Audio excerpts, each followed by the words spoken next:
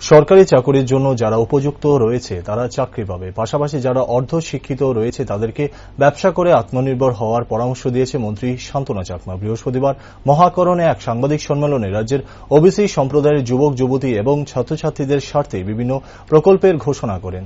রাজ্য সরকার ওবিসি কর্পোরেশনের মাধ্যমে আত্মনির্ভর হওয়ার জন্য ঋণের ব্যবস্থা নিয়েছে, তবে তার জন্য ইচ্ছাশক্তির প্রয়োজন বলেও মন্ত্রী মনে করেন। তাছাড়াও 100 জন বেনিফিশিয়ারিকে রাবার শিল্পকে উন্নতি করার জন্য বিভিন্ন ধরনের ইকুইপমেন্ট প্রদান করা হয়েছে। ত্রিপুরা রাজ্যের রাবার সেক্টরটি একটি অন্যতম গুরুত্বপূর্ণ ক্ষেত্র।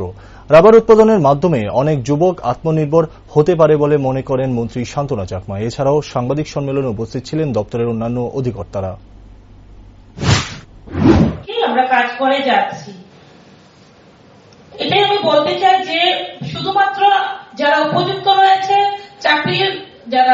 তারা চাকরি পাবে, পাশাপাশি যারা অর্ধশিক্ষিত রয়েছেন, অনেকেই আছেন যাদের ইচ্ছে রয়েছে ব্যবসার ক্ষেত্রে লোনের মাধ্যমে বিভিন্ন ধরনের ডেভেলপমেন্ট করবেন।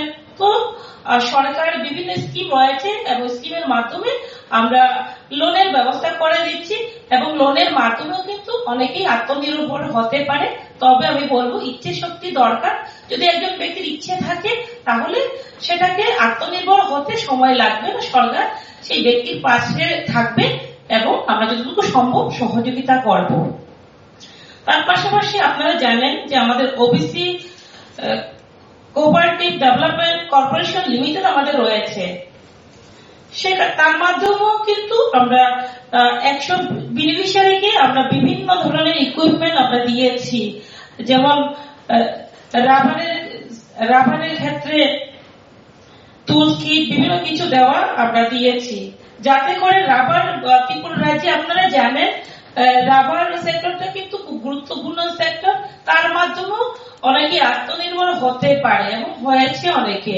সেটাকে গুরুত্ব দিয়ে আমরা চেষ্টা করছি তাদেরকে আরো কিভাবে সহযোগিতা করা যায়। তার জন্য আমিও উপস্থিত ছিলাম। সেই 100 জন বেনিফিশিয়ারিকে আমরা সিলেক্ট করেছি। তো সেখানে আমরা আরো বলেছিলাম যে যতটুকু সম্ভব সিস্টেমের মধ্যে থেকে ওবিসি দেরকেও আরো যাতে ইকোনমিক্যালি গ্রো করা যায় সেই দিকে নজর রেখে আমরা সহযোগিতা বিভিন্ন ভাবে সহযোগিতা করার আমরা চেষ্টা করে যাচ্ছি। এবং শিক্ষার ক্ষেত্রেও যে আপনারা জানেন অনেক